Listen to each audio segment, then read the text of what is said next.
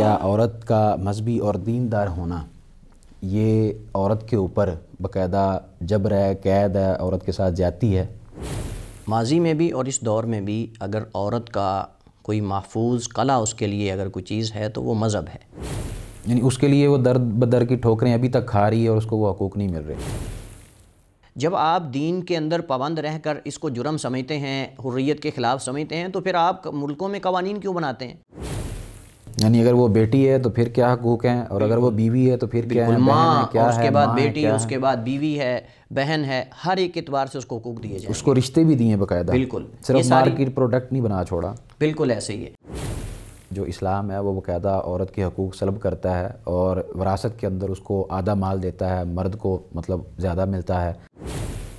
بعض صورتیں ایسی بھی موجود ہیں ہمارے اسلام کے اندر کہ جن صورتوں میں عورت کو ملتا ہے، مرد کو نہیں ملتا. یہ جو 4 کرتا ہے مرد شادیاں، تو یہ بھی تو عورت کے اوپر ظلم ہے کہ اس کے اوپر باقاعدہ سوتن لا کے بٹھا دیتے ہیں. کہ نکاح کر کے باہر دوستیں بنانا اور فرینڈشپ دوستی قائم کرنا دوسری عورتوں سے، کیا یہ اس عورت پہ ظلم نہیں؟ بسم اللہ الرحمن الرحیم. السلام علیکم ورحمۃ اللہ وبرکاتہ. ناظرین، الہاد سیریز میں ایک مرتبہ پھر ہم آپ کو خوش آمدید کہتے ہیں. جیسا کہ آپ کے علم میں ہے، ہم اس پروگرام کے اندر ملحدین کے مختلف اعتراضات کے، شبہات کے جوابات لیتے ہیں شیخ صاحب سے. حسب روایت آج بھی ہمارے ساتھ موجود ہیں فاضل مدینہ یونیورسٹی شیخ فواد بھٹوی حافظہ اللہ تعالیٰ، جن کے ہم بہت مشکور و ممنون ہیں.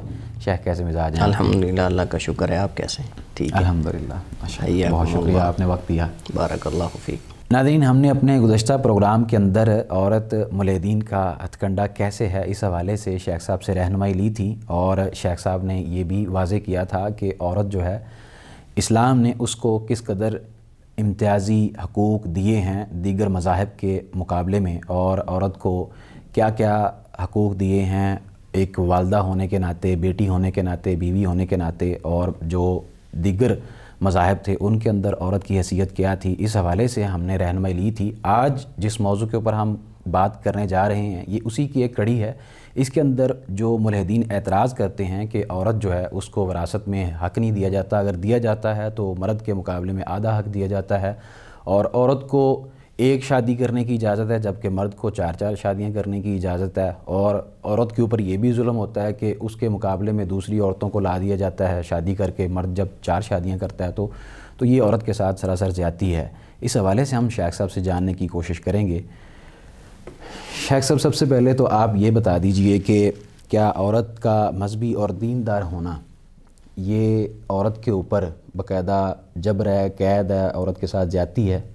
الحمدللہ رب العالمین والصلاة والسلام علی اشرف الخلق وخاتم النبیین نبینا محمد وعلی آلہ واصحابہ اجمعین، اما بعد. ہر ذی شعور اور صاحب عقل اس بات کو جانتا ہے اور اس بات کا اقرار بھی کرتا ہے اور اسے تسلیم بھی کرتا ہے کہ یقیناً اس پرفتن دور میں، ماضی میں بھی اور اس دور میں بھی، اگر عورت کا کوئی محفوظ قلعہ اس کے لیے اگر کوئی چیز ہے تو وہ مذہب ہے. بے شک وہ دین ہے، اور عملی طور پہ ہم اپنی آنکھوں سے اس بات کا مشاہدہ کرتے ہیں اور ہم دیکھتے ہیں اور سنتے بھی ہیں کہ جو عورت مذہبی نہیں ہے، مذہب سے، دین سے دور ہے، اس عورت کی دنیا اور آخرت دونوں برباد ہیں. اور آخری عمر میں آپ دیکھیں گے کہ وہ اولڈ ہاؤس کا جو ہے وہ سہارا لیتی ہے. ایسے ہی مذہب اور دین جو ہے وہ عورت کو، اس کی عزت کو محفوظ کرتا ہے، اس کی جان کو محفوظ کرتا ہے، اور اس کو وہ حقوق دیتا ہے کہ جو اس کو دیگر معاشروں کے اندر، دیگر جو سوسائٹیز ہیں ان کے اندر اس کو وہ حقوق نہیں دیے جاتے. اور اسی طرح اگر ہم لادینیت کی بات کریں، اگر ہم غیر مذہبی کی بات کریں، تو اس دیندار عورت کے مقابلے میں، مذہبی عورت کے مقابلے میں، جو عورت غیر مذہبی ہے اور لادینیت کو پسند کرتی ہے، اس عورت کے جو حالات ہیں وہ ہمارے سامنے ہیں کہ اس کے جو منفی اثرات ہیں لادینیت کے، اور اسی طرح لبرلزم کہہ سکتے ہیں، روشن خیالی کے، وہ لا تعداد ہیں. نقصانات اس کا کوئی اعداد و شمار نہیں ہے. یعنی اس کے لیے وہ در بدر کی ٹھوکریں ابھی تک کھا رہی ہے اور اس کو وہ حقوق نہیں مل رہے. بالکل، یعنی صرف ایک یہ محض دعویٰ ہے، حقیقت کچھ بھی نہیں ہے. حقوق اصل میں عورت کے لیے دین کے اندر ہیں، مذہب کے اندر ہیں اور اسلام کے اندر موجود ہیں. تو اگر ہم مثال کے طور پر اگر ہم بات کریں کہ عورت اگر دینداری اختیار نہیں کرتی، مذہب کو اختیار نہیں کرتی، مذہبی عورت نہیں ہوتی، تو اس کے ساتھ کیا کیا کچھ ہوتا ہے. اس کے ساتھ کیا کیا کچھ ہوتا ہے. مثال کے طور پر جب وہ غیر شرعی تعلقات قائم کرے گی اور ان غیر شرعی تعلقات کے نتیجے میں حاملہ ہوگی اور حمل کے نتیجے میں اس کو بار بار اسقاط حمل کروانا پڑے گا، اور اس اسقاط حمل کے سائیڈ افیکٹ اور ان ادویات کے سائیڈ افیکٹ جو وہ استعمال کرتی ہے، یہ یا تو اس عورت کے لیے جان لیوا بنتے ہیں، یا پھر وہ عورت جب اپنا ایک جائز طریقے سے شریک حیات بنانے کو غلط سمجھتی ہے تو پھر آخر کار وہ اولڈ ہاؤس کی زینت بنتی ہے. اور آپ کو اس وجہ سے اس طرح کے لوگ اکثر آخری عمر میں اولڈ ہاؤس میں نظر آئیں گے، چونکہ ان کے ہاں شریک حیات جائز طریقے سے رکھنا یہ ایک طرح کی حریت کے خلاف ہے، آزادی کے خلاف ہے، اور یہ بندھن ہے اور یہ قید ہے اور یہ ظلم ہے. وہ چاہتی ہے حریت، وہ آزادی چاہتی ہے، ایک مرد سے تعلق قائم کرے، 2 سے کرے، 3 سے کرے، 4 سے کرے، وہ بند کر نہیں رہنا چاہتی، مطلب ایک بندے کے بندھن میں نکاح میں وہ رہ جائے. اس وجہ سے وہ چاہتی ہے کہ وہ آزاد پھرے. ایک سے تعلق قائم کیا، اس کو چھوڑ دیا، دوسرے سے، تیسرے سے. مجھے بتائیں کہ جب یہ بڑھاپے کو پہنچے گی اور اولاد کو بھی ناپسند سمجھتی ہے، مطلب جیسے آپ جانتے ہیں کہ وہ بھی منصوبہ بندی ہے، تو کون اس عورت کا سہارا بنے گا؟ یعنی یہ اس کی فطرت کے بھی خلاف چیز ہے. یہ اس کی نیچر اور فطرت کے بھی خلاف ہے کہ عورت جو ہے وہ اکیلی نہیں رہ سکتی. عورت ایک ایسی صنف نازک ہے کہ جس کو ایک قوی مضبوط مرد کی ضرورت ہے جو مستقل اس کا مسئول و ذمہ دار ہو، اس کے نان و نفقے کا، اس کے خرچ کا، اخراجات کا، اس کی نگرانی کا، اس کی حفاظت کا. لیکن اگر اس چیز کا وہ انکار کر دے گی تو اس صورت کے اندر کون اس کا ذمہ دار ہوگا؟ تو بات ہم کر رہے تھے کہ اسقاط حمل کے نتیجے میں اس عورت کی یا تو موت واقع ہوتی ہے بار بار جب یہ عمل جو ہے وہ وقوع پذیر ہوتا ہے، یا پھر یہ ہے کہ اس عورت سے دوبارہ جو ہے وہ جائز طریقے سے کوئی تعلق قائم کرنے کے لیے تیار نہیں ہوتا، اس کو اپنے گھر میں رکھنے کے لیے معاشرے میں عزت نہیں، معاشرے کے اندر اس کی مطلب کہ عزت بالکل ختم ہو جاتی ہے. تو نتیجہ اس کا جو ہے وہ ایک گنونا ہوتا ہے کہ جس کا ہم سوچ بھی نہیں سکتے. اسی طرح جب وہ آزاد پھرتی ہے، ایک مرد سے تعلق قائم کرتی ہے، حاملہ ہو جاتی ہے، اگر اسقاط نہیں کرواتی تو بچہ اس سے بھی پیدا ہو گیا، دوسرے سے تعلق قائم کیا، بچہ اس سے بھی پیدا ہو گیا، تیسرے سے تعلق قائم کیا، بچہ اس سے بھی پیدا ہو گیا. آپ بتائیں کہ یہ 3-4 جو بچے ہو رہے ہیں ان کی ذمہ داری کون لے گا؟ کیا یہ اس عورت پر ظلم نہیں ہے؟ اور اس وجہ سے امریکہ کے اندر وزارت عمل نے یہ رپورٹ پیش کی کہ امریکہ کے اندر اس وقت تقریباً 80% 18 نہیں 80% خواتین ایسی ہیں کہ جو گھروں کے اندر عمل کرنے پر، کام کرنے پر لوگوں کے بطور خادمہ کے مجبور ہیں، اس وجہ سے چونکہ ان کے گھروں کے اندر ناجائز بچے ہیں، ان کی انہوں نے پرورش کرنی ہے، ان کی تربیت کرنی ہے، ان کی تعلیم کا بندوبست کرنا ہے. تو عورت جو ہے اگر وہ اسقاط کرواتی ہے تو اس صورت میں بھی اس کے ساتھ ظلم ہے، اور اگر وہ اسقاط نہیں کرواتی تو اس صورت میں بھی ان بچوں کا جو پیدا ہوں گے ان کا ذمہ دار کون ہے؟ یہ چیزیں ہمیں نظر کیوں نہیں آتی؟ یعنی ان چیزوں کی طرف ہمارے جو اس کے سائیڈ افیکٹ ہیں لادینیت کے اور عورت کی آزادی کے، یہ ہمیں کیوں نہیں نظر آتے؟ اور اسی طرح اس کے مقابلے میں اگر آپ دیکھیں کہ ایک والد کو جس بچی کو اس نے بچپن سے پالا ہے، اس کی پرورش کی ہے اور خون پسینے کی کمائی سے اس نے اس کو تعلیم دی، تربیت دی، اب وہ جب جوان ہوئی ہے، بالغ ہوئی ہے، تو کیا وہ اس بچی کو، اس اپنی بیٹی کو ایک ایسے سمندر میں غرق ہونے سے نہیں بچا سکتا کہ جس کی گہرائی کا اسے علم نہیں؟ یعنی ماں باپ تو جانتے ہیں کہ اگر یہ غلط راستے پہ چلتی ہے تو اس کے اندر نقصان کیا ہے، یہ غرق ہونے والی بات ہے. لیکن اگر وہ باپ جو بچپن میں اپنی جان تک نچھاور کرنے کے لیے ماں باپ جاتے ہیں، کیا وہ اس کی بلوغت کے بعد، سمجھداری کے بعد، بڑا ہونے کے بعد وہ اس کو روک بھی نہیں سکتے کہ آپ یہ غلط تعلق قائم کر رہی ہو، آپ کو یہ نہیں کرنا چاہیے؟ ہم اس کو آزادی کے خلاف کیوں سمجھتے ہیں؟ ہم اس کو حریت کے خلاف کیوں سمجھتے ہیں کہ وہ باپ جو بچپن میں اس کو کھلاتا رہا، پلاتا رہا، کیا وہ بڑے ہو کر اس کو روک رہا ہے تو زیادتی کر رہا ہے اس کے ساتھ؟ اس سے تو یہ بھی نقطہ سامنے آتا ہے کہ اگر آپ آزاد ہو کر ریاست کے قوانین کے اوپر پابند رہنا چاہتی ہیں تو کیوں نہ کہ جو اسلام نے آپ کو قوانین دیے ہیں وہ اپنے گھر سے ہی شروع کریں. مطلب انفرادی طور پہ قوانین ایسے اسلام نے دے دی ہیں کہ آپ کو اتنی بڑی ریاست کے ماتحت نہیں ہونا پڑتا، بلکہ آپ اپنے ایک ایک فرد کو سنبھال سکیں. اگر ریاست سنبھالے گی تو پابندی تو پھر بھی کرنی پڑے گی. تو یہ نہیں کس طرح کی آزادی ہے کہ ایک باپ کو جو اپنی بیٹی کی تربیت کرتا ہے، بچپن سے اس کو کھلاتا ہے پلاتا ہے، خون پسینے کی کمائی سے لا لا کر، بسا اوقات پتہ نہیں اس بیچارے کو باہر کیا کیا کرنا پڑتا ہے، تو وہی اپنی بیٹی کو کہتے ہیں جی اس کو روک نہیں سکتا. کسی کے ساتھ تعلق قائم کرنے سے کیوں روکتا ہے؟ یہ زیادتی ہے، یہ جبر ہے. حالانکہ وہ باپ اس کو ایک ایسے سمندر میں غرق ہونے سے بچا رہا ہے کہ جس کی گہرائی کا اس بچی کو علم نہیں ہے، لیکن اس کے باپ کو تو اس کا اندازہ ہے، وہ اس کے ساتھ رحم دلی کا مظاہرہ کر رہا ہے. اور اس طرح جب آپ دین کے اندر پابند رہ کر اس کو جرم سمجھتے ہیں، حریت کے خلاف سمجھتے ہیں، تو پھر آپ ملکوں میں قوانین کیوں بناتے ہیں؟ یعنی پھر ملکی قوانین جو ہیں ان کی بھی ضرورت نہیں ہونی چاہیے. کیا یہ انسانیت کی حریت کے خلاف نہیں کہ آپ اشارہ کاٹنے کا جرمانہ رکھ دیں، اس کا آپ چلان رکھ دیں؟ آپ کسی کے ساتھ گاڑی اگر ٹکراتی ہے تو اس کا آپ نے جو ہے وہ جرمانہ رکھا ہوا ہے. اور اسی طرح کوئی یعنی جرائم کی جو سزائیں موجود ہیں ہر ملک کے اندر موجود ہیں، تو کیا یہ انسان کی حریت کے خلاف نہیں؟ یعنی اگر تو یہ بھی اسلام کے اندر پابند ہو کر رہنا عورت کے لیے یہ حریت کے خلاف ہے، تو پھر عورت کو آپ اس کے لیے کوئی عام بھی ملکوں میں قوانین بھی نہ بناؤ. ملکی قوانین نہیں ہونے چاہیے، بلکہ عموماً انسانوں کے لیے نہیں ہونی چاہیے. تو اس کا مطلب جب آپ اپنے ملک کے امن کو قائم رکھنے کے لیے باقاعدہ جو ہے وہ قوانین بناتے ہو اور اس میں مقصد انسانوں کی فلاح ہوتی آپ کے نزدیک، یا آپ انسانی فلاح چاہتے ہو، تو کیا اسلام عورت کی فلاح نہیں چاہتا؟ اسلام عورت کی خیر خواہی نہیں چاہتا؟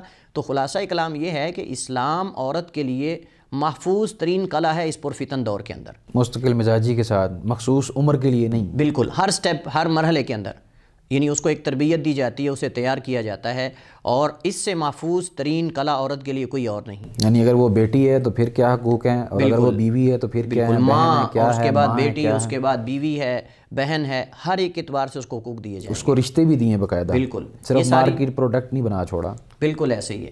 تو اس سے پتہ چلتا ہے کہ اسلام کے اندر رہ کر جو اس کو فوائد ملتے ہیں وہ لا تعداد ہیں، لیکن اسلام اور دین اور مذہب کو چھوڑنے کے نتیجے میں جو اس کو نقصانات اور جو منفی اثرات اس کو یعنی ان کا سامنا کرنا پڑتا ہے وہ بھی لا تعداد اور بے شمار ہیں. تو اب ہم نے یہ دیکھنا ہے کہ عورت اسلام کو قبول کرتی ہے، مذہب کو، دین کو قبول کرتی ہے، یا لا دینیت کی طرف جاتی ہے اور اپنی جو ہے وہ زندگی کو برباد کرتی ہے. جی بالکل. شیخ صاحب، جس طرح آپ نے یہ واضح کیا کہ اسلام عورت کو باقاعدہ آزادی دیتا ہے، نہ کہ وہ قید کرتا ہے یا اس کی حریت کے منافی اس کے اوپر قانون و ضوابط لاگو کرتا ہے.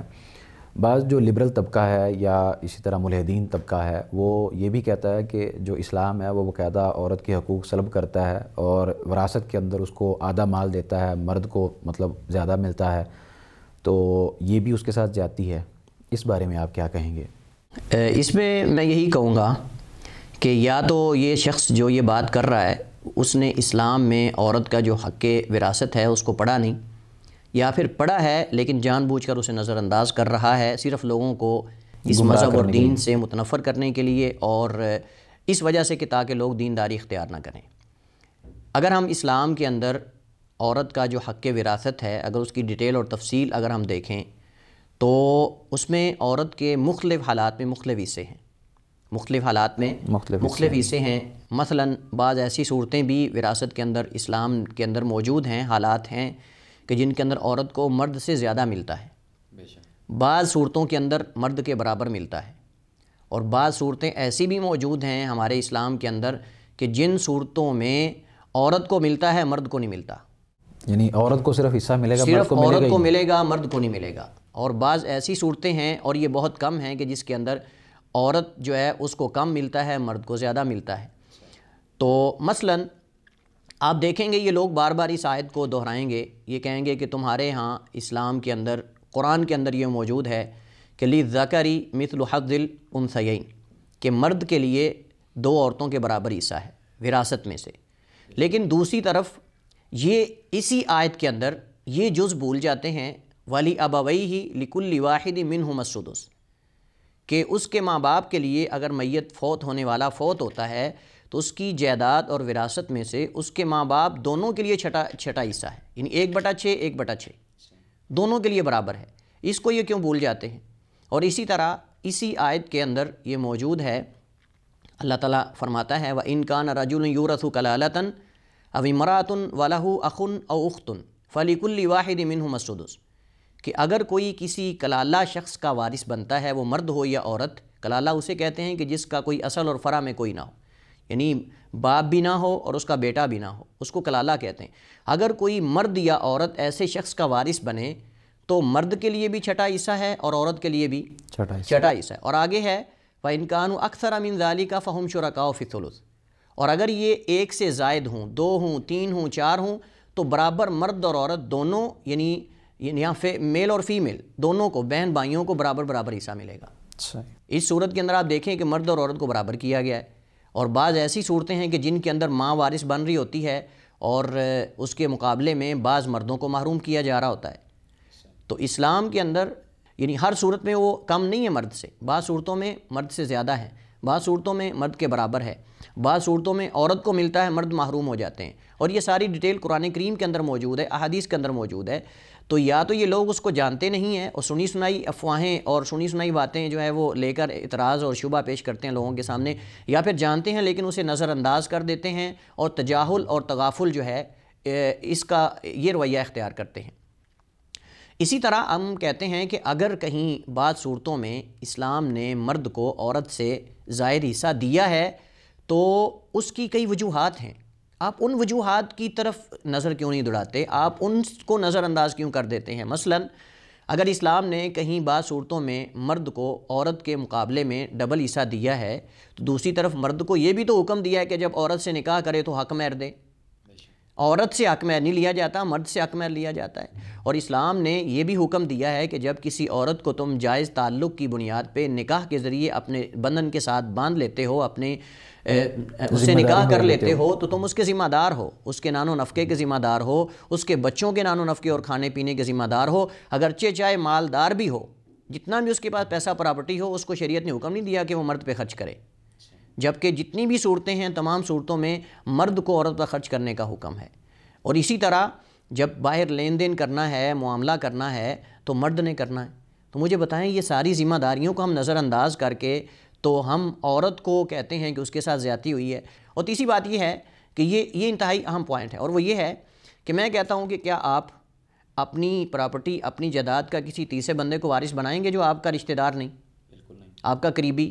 ہم اسلام کی بات تو چلیں، اگر ہم اسلام کو سائڈ پہ اگر کرتے ہیں، یہاں بالفرض ہم صرف ان کی رسم و رواج کو لے لیں، ہم عموماً یہ لوگ جو دعویٰ اسلام پہ اعتراض کرتے ہیں، کیا یہ اپنے غیر وارث کو اپنا وارث بنائیں گے؟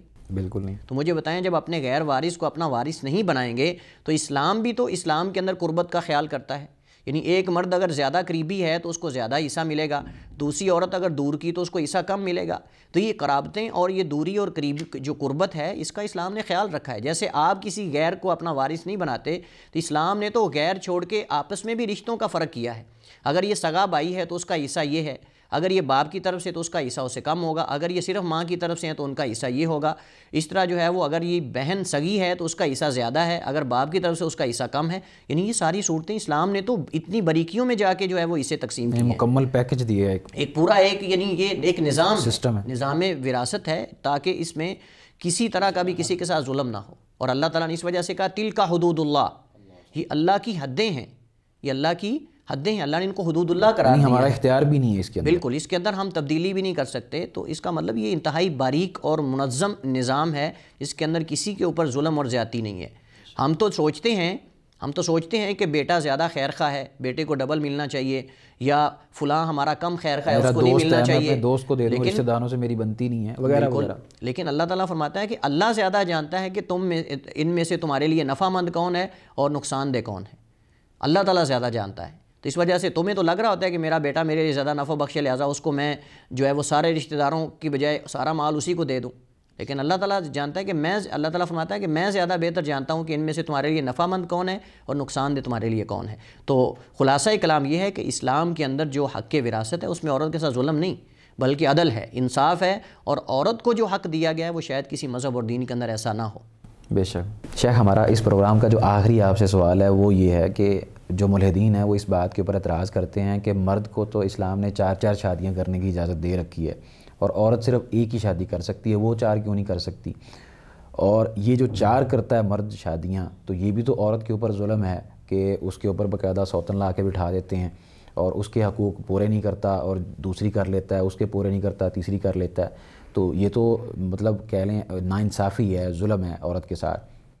جو لوگ یہ کہتے ہیں نا کہ اسلام عورت کو کیوں نہیں اجازت دیتا 4 شادیاں کرنے کی اور مرد کو 4 شادیوں کی اجازت ہے، ہم کہتے ہیں کہ تم پریکٹیکلی کر کے ذرا دیکھو، اپنی خواتین کے 4 نکاح کرو اور پریکٹیکلی یعنی عملی طور پہ آپ ذرا مشاہدہ کر لو. اگر تو کامیاب رہ جائے تو قانون بنا لو، یعنی آپ یہ قانون بنا لو کہ ایک عورت جو ہے وہ 4 بندوں سے شادی کرے گی. آپ دیکھ لیں عملی طور پہ قانون. تو اگر ہم قانون کی بات کریں گے تو وہ تو پھر ایسے بھی بنا چکے ہیں کہ عورت کے ساتھ کر رہی ہے اور مرد کے ساتھ کر رہا ہے. اگر ان کو یہ لگ رہا ہوتا نا کہ ایک عورت کا 4 مردوں سے نکاح ہو سکتا ہے تو وہ کر لیتے ابھی تک. صحیح. یعنی اگر ان کو یہ محسوس ہوتا نا کہ اس میں کوئی قانون بنا سکتے ہیں تو وہ بھی بنا سکتے تھے. ہاں بالکل، یعنی یہ بنا سکتے تھے، لیکن ان کو پتہ ہے کہ یہ اس کے اندر جو ہے وہ یہ ممکن نہیں ہے، ایسا ممکن نہیں ہے.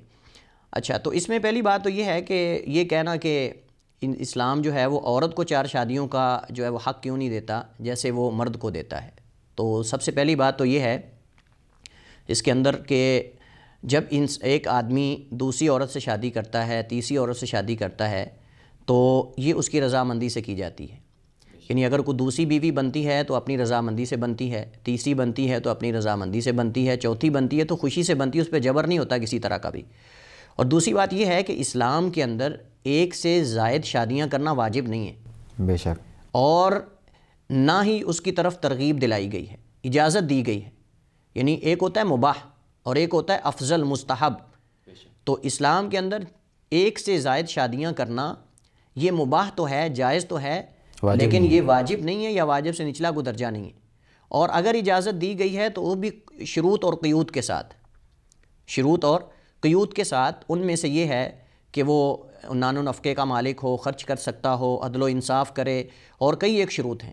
یعنی یہ نہیں کہ چپ کر کے جو چاہے وہ 2 شادیاں کر لے، 3 کر لے، 4 کر لے، بلکہ اس میں بھی اسلام نے کچھ شروط مقرر کی ہیں، کچھ شروط طے کی ہیں. اگر وہ شروط پائی جا رہی ہیں تو انسان کر سکتا ہے. تیسری بات یہ ہے جو میں ذکر کرنا چاہتا ہوں، وہ یہ ہے کہ عورت کا رحم ایک ہے، عورت کا رحم ایک ہے جہاں بچے کی ولادت ہوتی ہے. آپ مجھے بتائیں کہ جب ایک عورت جس کا رحم ایک ہے اور ولادت بھی وہاں ہوتی ہے، اگر اس سے 4 مرد شادی کریں گے اور وہ حاملہ ہوگی تو ہم کیسے فائنل کریں گے کہ یہ بچہ کس کا ہے؟ اور پھر وہ بچہ، اس کی ذمہ داری تربیت کی، تعلیم کی کون لے گا، جبکہ یہ پتہ نہیں ہے کہ یہ حمل کس کے نطفے سے ہے. اور آپ جانتے ہیں کہ وہ بچہ بھی ضائع ہو جائے گا، اس کی زندگی برباد ہو جائے گی. تعلیم، تربیت اور یہ سب چیزوں کا ذمہ دار کون ہے؟ جبکہ عملی طور پہ ہم دیکھتے ہیں کہ مرد اگر 4 عورتوں سے شادی کرتا ہے، 3 سے شادی کرتا ہے، تو اس کا نسب معروف ہے، چونکہ اس کا نطفہ تو ایک سے زائد خواتین میں جائز طریقے سے منتقل کرنے سے ولادت ہو سکتی ہے، لیکن ایک رحم کے اندر 4 بندوں کے نطفے جانے سے کیسے جو ہے وہ 4 بچوں کی ولادت ہو سکتی ہے؟ سائنس کے اعتبار سے بھی دیکھا جائے تو جو اس کا ایگ ہوتا ہے وہ ایک کو ایک قبول کرتا ہے. بالکل ایسے ہی ہے. اور بات یہ ہے کہ اب یہاں اس عورت کا نان و نفقے کا ذمہ دار کون ہوگا؟ اس بچے کا جب وہ پیدا ہوگا تو اس کے نان و نفقے اور خرچ کا ذمہ دار کون ہوگا؟ اور اسی طرح سب سے اہم چیز وہ یہ ہے کہ عورت کا 4 مردوں سے شادی کرنا معاشرے کو فائدہ نہیں دیتا، بلکہ الٹا معاشرے کا نقصان ہے. نقصان کیسے ہے؟ اگر مرد شادی کرے گا، 3 شادیاں کرے گا، 2 کرے گا، تو کئی مطلقہ سے کرے گا، طلاق یافتہ سے کرے گا، بیوہ سے کرے گا، اور ان کا سہارا بنے گا، اور ان کا سہارا بنے گا، لیکن حقوق دے گا. بالکل وہی نا کہ ان کا سہارا بنے گا نا، ان کو حقوق دے گا، ان کو مطلب ان کے اوپر خرچ کرے گا. ان کے حقوق سلب یہ اس کا فائدہ ہے یا اس کا نقصان ہے؟ یعنی گویا کہ جہاں وہ ایک عورت کو حقوق دے رہا ہے، ایک عورت پہ خرچ کر رہا ہے، اس کو لباس لا کے دے رہا ہے، اس کو خوراک دے رہا ہے، اس کے بچوں کی تربیت کر رہا ہے، وہاں وہ 4 عورتوں کا سربراہ بن گیا ہے اور 4 عورتوں پہ خرچ کر رہا ہے، 4 عورتیں، اور پھر وہ مل کر ایک جسد واحد کی طرح ہیں، اور پھر بچے ان کے آپس میں ایک دوسرے سے سیکھیں گے، وہ ایک دوسرے کے لیے معاون ثابت ہوں گی. اچھا، عورت اگر 4 مردوں سے شادی کرے گی تو خرچہ تو مردوں پر ہی ہے، ایسی ہیں، لیکن فائدہ کیا ہوا؟ اس کا مطلب یہ کہ الٹا جو ہے وہ نقصان ہے معاشرے کو. تو اگر مرد 4 سے شادی کرتا ہے، 3 سے شادی کرتا ہے، وہ تو عورت کو حقوق مل رہے ہیں، نہ کہ عورت کا اس کے اندر جو ہے وہ نقصان ہے. اچھا، ایک اور بات وہ یہ ہے کہ اگر ایک عورت سے نکاح کر کے دوسری عورت کو لانا یہ اس پہلی عورت کے ساتھ زیادتی ہے، تو مجھے بتائیں کہ نکاح کر کے باہر دوستیں بنانا اور فرینڈ شپ دوستی قائم کرنا دوسری عورتوں سے، کیا یہ اس عورت پہ ظلم نہیں؟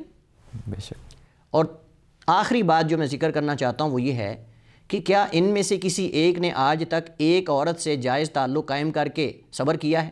کوئی ایک مثال دیں کہ یہ لوگ جائز تعلق قائم کر کے ایک عورت پہ صبر کر کے بیٹھ جائیں۔ اس کا مطلب یہ ضرورت محسوس کرتے ہیں، تو ہم کہتے ہیں کہ تم حرام طریقے سے ضرورت کو پورا کرنے کی بجائے حلال طریقے سے کیوں نہیں کرتے؟ اور اس کے اندر اجر بھی ہے، ثواب بھی ہے۔ اگر ایک انسان اس کے اندر شروط پائی جا رہی ہیں دوسری شادی کی، دوسرے نکاح کی، اور وہ کرتا ہے، وہ سارا بن رہا ہے خواتین کا۔ نبی کریم علیہ السلام نے جب اتنے زیادہ نکاح کیے ہیں، اس میں جو علماء نے حکمتیں بتائی ہیں ان میں سے ایک یہ ہے کہ آپ صلی اللہ علیہ وسلم کی اکثر بیویاں مطلقہ تھیں، بیوہ تھیں، بے شک، اور آپ ان کا سہارا بننا چاہتے تھے، اور آپ ان کا سہارا بنے، اور آپ امت کو سبق دے کر گئے ہیں کہ آپ اس طرح کی خواتین کے لیے سہارا بنو۔ تو یہ تو خاتون کو حقوق دینے والی بات ہے یا ان سے حقوق چھیننے والی بات ہے؟ بالکل۔ تو میں کہتا ہوں کہ اگر ایک عورت سے نکاح کر کے دوسری عورت سے نکاح کرنا پہلی عورت کے ساتھ زیادتی ہے، تو پھر اس عورت کے ساتھ جائز تعلق قائم کر کے اس کو چھوڑ دینا، یا پھر دوسری سے قائم کرنا، تیسری سے قائم کرنا، یہ تو ڈبل اس کے ساتھ ظلم اور زیادتی ہے۔ یعنی اپنی جنسی خواہشات کے لیے اس کو عورت سمجھنا ہی نہ۔ بالکل، یعنی گویا کہ آپ یہاں عورت کے مقابلے میں اپنی شہوت کو مقدم سمجھ رہے ہیں۔ ایک انسان کی مکمل ذمہ داری اس کی نہیں لے رہے آپ۔ یہی نا، وہ تو کچھ بھی نہیں، ان کے کھانے پینے وقتی نان و نفقے ضرورت کی ہے ہی نہیں۔ کون ذمہ داری لیتا ہے کہ یہ اس سے میرا تعلق ہے لہٰذا میں اس کے نان و نفقے کا ذمہ دار ہوں؟ جب تک وہ شہوت عروج پہ ہے اس وقت تک اس کے ساتھ تعلق ہے، کھانا پینا ہے، جب تک مال جو یہ ہے۔ شہوت پوری ہوئی اس وقت اس عورت کو جو ہے وہ ٹیشو کی طرح وہ ڈسٹ بین میں پھینک دیا جاتا ہے، جیسے ٹیشو استعمال کر کے پھینک دیے جاتے ہیں۔ تو مجھے بتائیں یہ ہمیں نظر کیوں نہیں آتا؟ آخری بات یہ ہے کہ ایک مرد جو ہے اس کے اندر اللہ تعالیٰ نے فطرتی نیچرلی طور پہ طاقت زیادہ رکھی ہے، اور بسا اوقات اگر وہ حد سے زیادہ ہو تو ایک عورت کے لیے نقصان دہ بھی ہو سکتا ہے، تو اس کے اوپر یہ رحم اور اس کے اوپر یہ شفقت ہے کہ اس کے ساتھ ایک دوسری عورت جو ہے وہ شریک ہو جاتی ہے اس کے نان و نفقے کے اندر، اور اس طرح اس کی ضروری دیگر کاموں کے اندر۔ یعنی ایک عورت نے شوہر کی خدمت کرنی، اگر دو ہو جائیں گی تو اس کے کام کم ہو جائیں گے، یعنی الٹے قوانین بنائے جاتے ہیں۔ بلکہ اس کے لیے ایک دلچسپ میں واقعہ یہاں ایڈ کرنا چاہتا ہوں۔ ہمارے ایک افریقی دوست تھے مدینہ میں، ان کی 3 بیویاں تھیں، تو وہ بتایا کرتے تھے، کہتے کہ میں جب جاتا ہوں چھٹی تو میں وہاں گھر میں بیٹھ جاتا ہوں چپ کر کے، اور ایک میرے ناخن اتار رہی ہوتی ہے، دوسرے میرے بال سیدھے کر رہی ہوتی ہے، تیسرے یعنی وہ ایک دوسرے سے بڑھ بڑھ کے خدمت کرنے کی کوشش کرتی ہیں۔ اللہ۔ تو اب دیکھیں ایک نے وہ کام کرنے ہیں سارے، اس پہ زیادتی ہے یا 3 مل کے کریں گی؟ صحیح، مطلب یہ اسلام نے بھی باقاعدہ ایک ایسا مطلب خواہش کو پورا کرنے کے لیے بھی خوبصورت نظام رکھا ہے۔ بالکل، کہ آپ ان کے حقوق بھی اور اس پورے سے کریں۔ محبت پیدا ہوتی ہے، بے شک۔ اس سے آپس میں محبت پیدا ہوتی، تعلق مضبوط ہوتا ہے، نہ کہ اس سے جو ہے وہ تعلق جو ہے وہ آپ دیکھیں ناجائز تعلقات کے اندر محبت تو نام کی بھی نہیں ہوتی، آخر میں ذلت کے علاوہ کچھ نہیں ہوتا۔ بے شک۔ لیکن جائز اگر تعلق سے آپ رشتہ کسی عورت سے کرتے ہیں، نکاح کرتے ہیں، تو اس میں اللہ تعالیٰ نے نیچرلی طور پہ محبت اور فطرت کے اندر یہ رکھ دی ہے، اور اللہ نے اس کو اپنی نشانی قرار دیا ہے۔ وَجَعَلَ بَيْنَكُمْ مُوَدَّةً وَرَحْمَةً، اللہ نے تمہارے درمیان ایک مودت اور رحمت پیدا کر دی ہے، اللہ کی نشانی، اللہ نے اس کو بطور نشانی کے ذکر کیا قرآن کریم میں۔ میں یہ بات درج کرنا چاہ رہا تھا کہ باقاعدہ اگر دیکھا جائے دوسری طرف یہ خود ساختہ جو قوانین بناتے ہیں، یعنی منصوبہ بندی کے جو قوانین ہیں، اب وہاں پہ باقاعدہ بچے کم کرنے کے لیے کہا جا رہا ہے، لیکن یہ نہیں کہا جا رہا کہ اگر وہ جو باقی عورتیں بیٹھی ہوئی ہیں انتظار میں کہ کوئی ہماری ذمہ داری لے لے تو ان کے ساتھ ان کی شادی ہو جائے تو ان کو بھی سنبھالا جائے اور ان کے بھی حقوق ادا کیے جائیں، اس طرف نہیں ان کو لایا جاتا۔ اصل میں یہ اسلام کو میں جیسے پہلے بتا چکا ہوں کہ اسلام کو مکمل طور پہ یعنی یا تو پڑھا نہیں گیا اسلام کے جو نظام ہے اس کو، یا پھر پڑھ کر اس کو نظر انداز کر دیا جاتا ہے، اور ایک مین جو کرنٹ ایشو ہوتا ہے اس کو اٹھا لیا جاتا ہے، باقی کو نظر انداز کر دیا جاتا ہے۔ بہت شکریہ شیخ، اللہ تعالیٰ آپ کو رحمت و برکتوں سے نوازے۔ ہم انشاءاللہ آپ سے مزید وقت لیتے رہیں گے اور اپنی اور ناظرین کی رہنمائی لیتے رہیں گے آپ سے۔ ناظرین، یہ تھا ہمارا آج کا پروگرام جس کے اندر شیخ صاحب نے عورت کے حقوق کے حوالے سے اور جو ملحدین کے اعتراضات ہیں ان کے حوالے سے ہماری رہنمائی کی کہ جو عورت ہے وہ کیوں 4 شادیاں نہیں کر سکتی اور مرد کو کیوں اجازت دی ہے، اور اگر مرد کو اجازت دی ہے تو کیا یہ عورت کے اوپر ظلم ہے یا یہ ایک صرف اعتراض ہی ہے محض۔ انشاءاللہ ہم اسی حوالے سے مزید اگر آپ کے کوئی سوالات ہوں تو وہ بھی ہم شیخ صاحب سے ان کی رہنمائی لیں گے اور اس کے اوپر مزید ڈسکس کریں گے۔ تب تک کے لیے آپ ہمیں دیجیے اجازت۔ اللہ حافظ۔